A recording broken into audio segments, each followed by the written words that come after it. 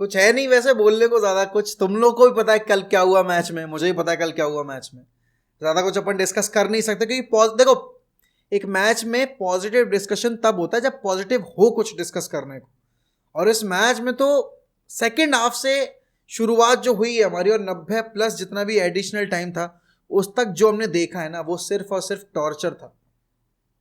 कोई एक प्लेयर से आपको एक ऐसी फीलिंग नहीं आई कि चलो ठीक है ये कमबैक करवा देगा या ये कमबैक करा देगा, चलो ये कुछ कर देगा, चलो ये कुछ कर देगा। शुरुआत हम सबसे पहले टीम सिलेक्शन से ही करेंगे। जो टीम हमने वूल्स के अगेंस्ट खिलाई वही सेम टीम हमने आज यहाँ पर स्पर्स के अगेंस्ट भी खिलाई, और मैंने सुबह वाले प्रीव्यू वीडियो में भी बोला था कि भाई रैशफोर्ड आपका सेंट्रल अगर खेलेगा तो वो आपके लिए बिल्कुल भी हेल्पफुल नहीं होने वाला, और वो चीज़ आपको पूरे 90 मिनट में देखने को मिल गई।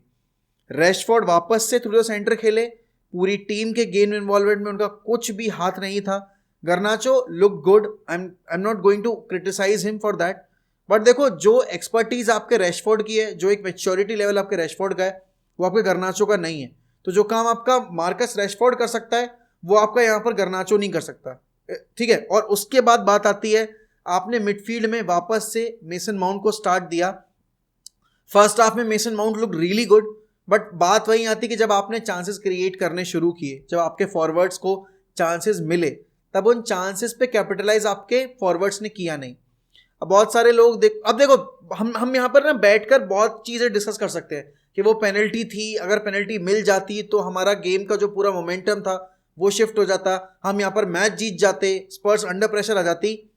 लेकिन आप उस एक पेनल्टी की वजह से मैच नहीं हारे, ये आपको समझना पड़ेगा। और ठीक है मैं बोल रहा हूँ ना वो पेनल्टी थी, लेकिन वो वूल्स वाले गेम वाली भी पेनल्टी थी, अब हम उसमें कुछ बोल नहीं सकते। ब्रूनो ने बोला है कि वूल्स वाले गेम के बाद बहुत सारी मीडिया हाउसेज ने इस चीज़ का हुआ बनाया कि भाई वूल्स को पेनल्टी नहीं दी गई और यूनाइटेड को एक लकी विन मिल गई। कल के मैच में जो हुआ है हम सबको पता था that was a penalty, but अगर आप एक बड़े क्लब हो ना और अगर आपका कैप्टन आपके ये बातें बोल रहा है कि अरे भाई पेनल्टी नहीं और ऐसा और वैसा, आई थिंक वो गलत मैसेज सेंड करता है। ठीक है, हमें क्वेश्चन रेस करना चाहिए रेफरिंग के ऊपर कि कितनी एक सब स्टैंडर्ड रेफरिंग हो रही है प्रीमियर लीग के गेम्स में। बॉर्नमथ लिवरपूल वाला गेम आप देख लो उठाकर, आप ये वाला गेम देख लो आप उठाकर, डिसीजंस गलत गए हैं। लेकिन आपने जब पेनल्टी नहीं मिली आपको उसके बाद भी score line was 0-0। It wasn't like कि भाई आपके स्पर्स ने स्कोर कर रखा था और वहां पर अगर आप स्कोर करते तो आप इक्वलाइज कर लेते। मैच आपका 0-0 ही चला। सेकेंड हाफ में आपको जब शुरुआत में प्रेशर बनाना चाहिए था आपने सीधे आकर शोल्डर्स ड्रॉप कर दिया और फिर अल्टीमेटली आप गोल कंसीड कर गए। अब देखो यूनाइटेड एक ऐसा क्लब है ना जहां अगर आपके प्लेयर्स गोल कंसीड कर जाए, आपकी टीम गोल कंसीड कर जाए, प्लेयर्स के शोल्डर्स तुरंत ड्रॉप हो जाते हैं और फिर हम ना किसी भी एक प्लेयर से वो वाइब नहीं देख सकते कि भाई ही इज लुकिंग डेंजरस, वो कुछ क्रिएट कर सकता है, वो he can score a goal out of nowhere और ऐसा वैसा, बट वो चीज़ नहीं हुई। एंड कल की डिफीट भाई इट्स ऑन एरिक टेन हैग। मैंने अभी तक एरिक टेन हैग पे कभी सवाल निशान खड़े नहीं किए, बट आज की इस परफॉर्मेंस के बाद एरिक टेन हैग पे सवाल खड़े होने लाजमी है। ये पहली बार नहीं हुआ है कि यूनाइटेड अवे फ्रॉम होम गई हो और हार के आई हो, ये पहली बार नहीं हुआ है जब सब्स्टिट्यूट्स की टाइमिंग बहुत गलत रही हो, ये पहली बार नहीं हुआ है जब आपको इन गेम टैक्टिक्स चेंज करनी चाहिए थी, इन गेम सेटअप चेंज करना चाहिए था, आपने वो नहीं किया है।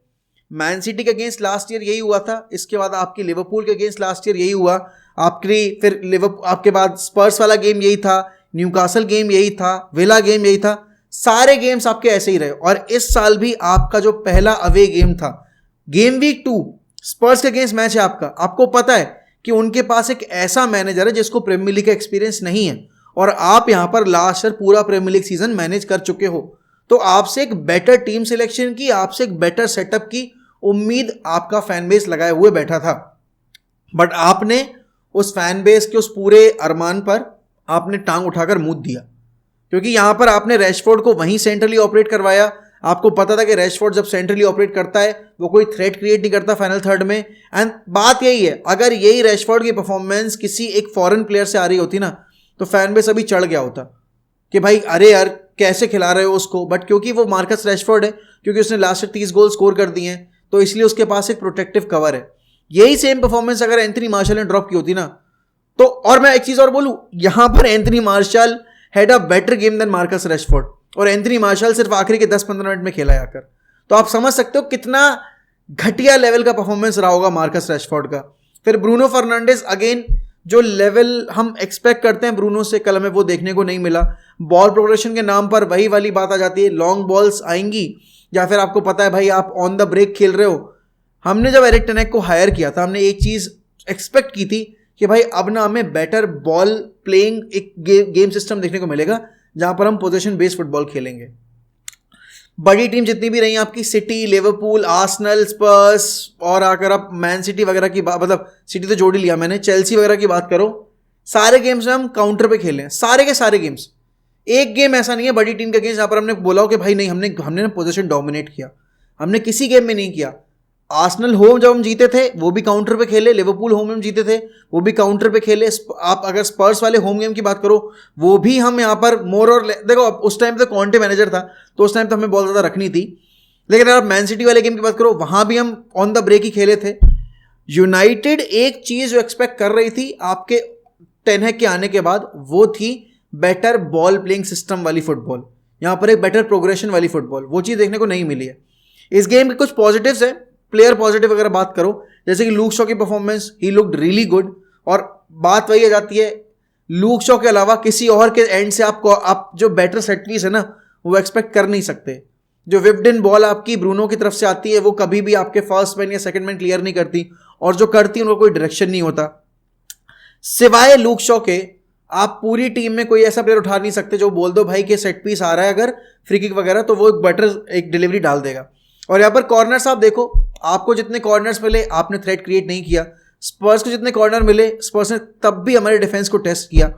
आप देखो पहला, अब देखो एक मिडफील्ड है जिसमें कैसेमीरो, माउंट और ब्रूनो है जो कि बहुत ही अनबैलेंस मिडफील्ड है, और एक मिडफील्ड है जिसमें बिसूमा है, मेडिसन है और सार है। अब सार उनकी नई साइनिंग है, बिसूमा भी आप देखो लास्ट ईयर हम रडार पर रखे हुए थे उसको बट हमने उसको जाने दिया।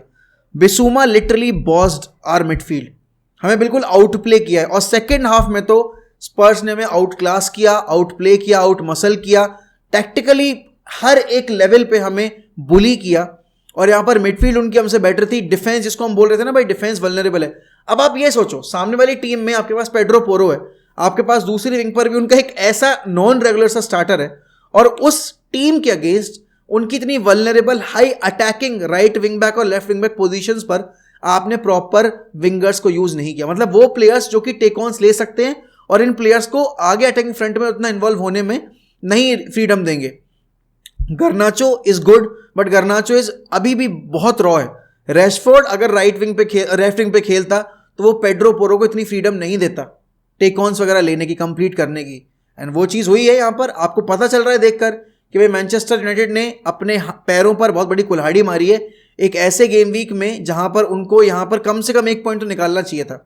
और परफॉर्मेंस की अगर आप बात करो, स्पर्स को पेनल्टी नहीं कंसीड करनी पड़ी इस वजह से वो जीत गए ऐसा नहीं है। उस पेनल्टी इंसिडेंट के बाद भी फुटबॉल का गेम जो 60 मिनट 65 मिनट का बचा हुआ था, बट हमने कुछ नहीं किया उन बचे हुए मिनट्स में, और अल्टीमेटली हम मैच हार गए, वो भी एक गोल से नहीं 2 गोल से। And the score line could have been entirely different, ये भी बात है। आप देखो कि आपके एंड से किस प्लेयर ने उनके गोलकीपर को टेस्ट किया अदर देन कैसेमीरो। एंड मैं वापस से वही बोलूंगा कि कैसेमीरो के अलावा हमारे पास सेट पीस पर कोई भी थ्रेट क्रिएट करने वाला बंदा नहीं है, ना राफेल वरान है ना कोई और है। फॉरवर्ड्स को फिनिशिंग करनी नहीं आती है। Julian Alvarez scored a goal out of nowhere, Bruno Fernandes missed a clear goal scoring opportunity, एक ओपन हेडर था वो भी स्कोर नहीं कर पाए। बहुत सारे लूपहोल्स हैं, और अब अगर आपकी परफॉर्मेंस अवे फ्रॉम होम नहीं सुधरी तो भूल जाओ टॉप 4। और ठीक है सेकंड गेम हुआ है सीजन का, लास्ट ईयर भी हम 2 गेम हारे थे, बट लास्ट ईयर की कहानी और थी। इस साल आपको नई साइनिंग्स लाके दी गई हैं, इस साल आपके पास बेटर स्क्वाड है, और इस साल आपके पास पिछले साल का एक्सपीरियंस भी है। लेकिन वो पिछले साल की जो गलतियां आपने अवे फ्रॉम होम की थी आप उसी को कैरी फॉरवर्ड करते हो यहां पर लेकर आए हो। जो चीज एंटरटेन नहीं की जानी चाहिए वो सारी चीजें एंटरटेन की जा रही है यूनाइटेड के स्क्वाड में। और अगर हमने मिडफील्ड में साइनिंग्स नहीं की हमारा बहुत बुरा हाल होने वाला है। लिवरपूल यहाँ पर ग्रेवनबर्ग से लिंक हो रही है, यूनाइटेड का दूर दूर तक कोई नामो निशान नहीं है। डॉनी वैन डे बीक और आपके ब्रेंडन विलियम्स चले भी गए तो फिर भी आपको मैगवायर या मैकटॉमने में से किसी एक को बेचना पड़ेगा टू जनरेट मोर फंड्स, जिससे कि आप कोई नया प्लेयर साइन करके लेकर आ पाओ। आमराबाद आया नहीं है, ग्रेवनबर्ग से आपको लिंक होना चाहिए था, वहां आपका सबसे बड़ा राइवल लिंक हो रहा है और उनको मिडफील्ड में प्लेयर चाहिए है। सोचो वो एंडो को साइन कर चुके, बट उसके बावजूद वो यहां पर ग्रेवेनबर्ग को लेकर आना चाहते हैं. And United on the other hand with such a weak midfield, with such a weak attack और and with such a weak mentality, अभी भी मार्केट में जाकर कोई नया प्लेयर लेकर नहीं आया. और देखो इस पूरे सिनेरियो के लिए ना ग्लेजर्स को मत बोलना अभी कुछ. कल रात की परफॉर्मेंस जो थी गिवन सेट ऑफ प्लेयर्स के हिसाब से आपको मैच जीतना चाहिए था, तो उसमें ग्लेजर्स का कोई रोल है नहीं. अब है रोल कि अब आपने परफॉर्मेंस देख ली है, team is not ready, you have to bring new players. तो यहां पर अब टेनेक को नई साइनिंग डिमांड करनी पड़ेगी, डेफिनेटली करनी भी चाहिए.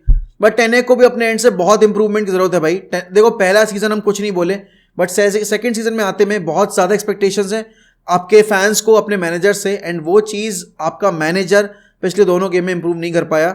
एनर्जी लेवल फर्स्ट हाफ में अच्छा देखा, फर्स्ट हाफ में बॉल प्रोग्रेस भी हो रही थी, 3 बड़े चांसेस मिले, 3 बड़े चांसेस मिस कर दिए. सेकेंड हाफ में कुछ नहीं क्रिएट किया, कुछ नहीं टेस्ट किया गोलकीपर को, and ultimately we end up losing that game.